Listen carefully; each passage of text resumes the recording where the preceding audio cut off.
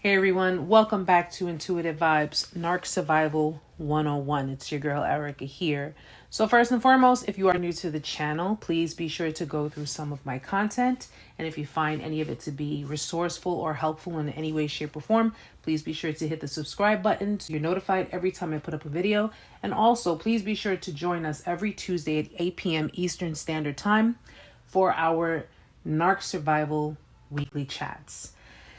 So, my Vibe Tribe, what's going on? Erica here. Now, in this video, I wanted to talk about narcissistic collapse. One of the reasons I wanted to talk about narcissistic collapse, well, actually, a few reasons. One, a lot of people were always wondering if narcissists go through their karma. I know I've done a video on karma and the narcissist, and of course, have given some points on narcissistic collapse, but of course, it all does bear repeating.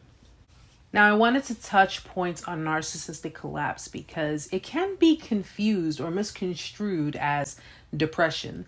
And unfortunately, we are all familiar with what depression is. We've all been there at one point in our lives. And of course, there are still some people going through it. But depression is defined as feelings of despondency and dejection, typically also with feelings of inadequacy and guilt, accompanied by lack of energy and disturbance of appetite and sleep. It's a mood disorder that causes a persistent feeling of sadness and loss of interest and can interfere with your daily functions. Now, we are familiar with dealing with depression. Some of us have short-term, some of us have long-term. It really just depends on the different phases of your life. Narcissistic collapse can be misconstrued or confused with depression. And of course, to the untrained eyes, the unvictimized eyes, people who are completely oblivious to narcissists and narcissistic abuse may consider their collapse as a form of depression. But you and I know better than that. We know way better than that. Narcissistic collapse is considered the fall of the narcissist, which means they can no longer keep up their charade or they failed in getting what it was that they wanted out of a situation. Now, we know that narcissists inherently must have everything that they want, even by means of utilizing manipulation. With narcissistic collapse, reality hits them hard. See, the mask eventually falls off and everyone, we're talking enablers, flying monkeys, friends, you name it, who were all players in their delusional games, not only see past their facade, but are no longer supporting them. They're actually pissed off with them. See, the whole victim narrative was nothing but a string of lies, and they now see that the narc was in fact the toxic one and not the victims. All the crazy and abusive exes they were talking about were in fact not crazy or abusive at all, but they were made to appear that way by all of the baiting and drama deliberately caused by the narcissist themselves. And unfortunately, their children wake up to the reality that their quote unquote normal parents actually really didn't love them. Rather, their parents were just nothing but an illusion, and they were using them as a tool, or they were using them to live through them. The parents were projecting through the children, making the children an extension of their own egos. It's really sad that it gets to that point, especially when it boils down to children, because, well, parents are supposed to really love their children. Unfortunately, narcissistic parents, they have only one interest, and that's just for their own personal gain. Now, narcissistic collapse presents itself as a mental breakdown.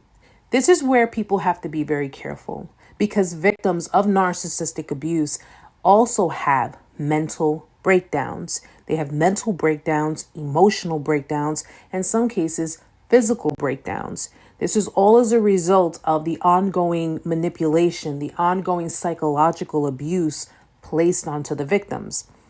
But narc collapse does present itself as a mental breakdown. This is easily confused for depression, yet again.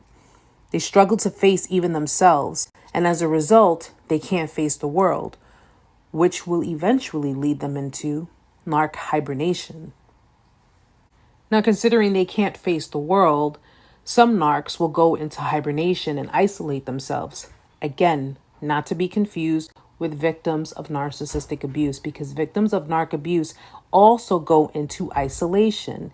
Victims of narc abuse go into isolation because of shame, because of depression, because of all of the emotional turmoil they have gone through, not to mention psychological turmoil.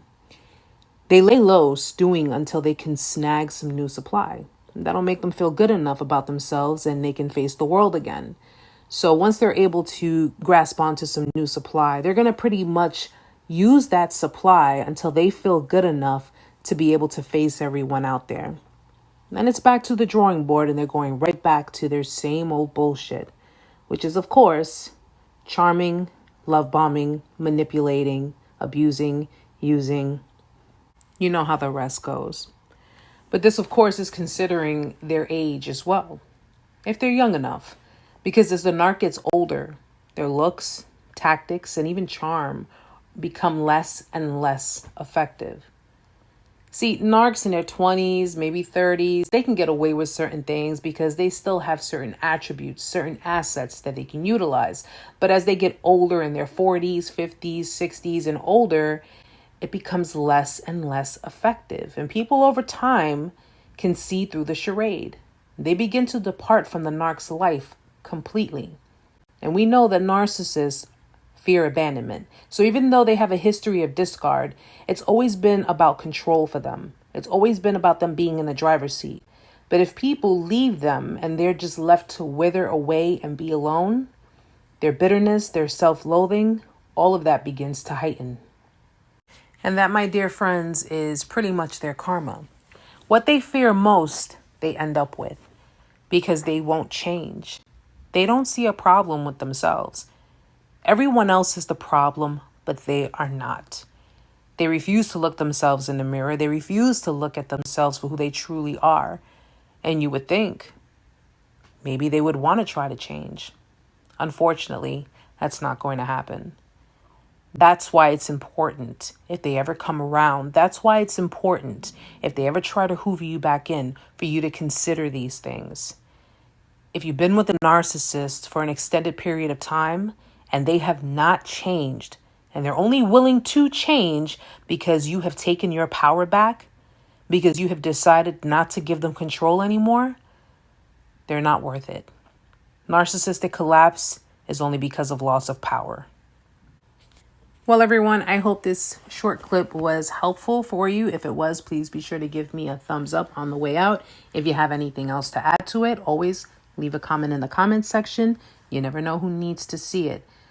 Keep in mind, guys, just remember, narcissistic collapse is only because a narcissist has not only not gotten their way, but people are beginning to see them for who they truly are.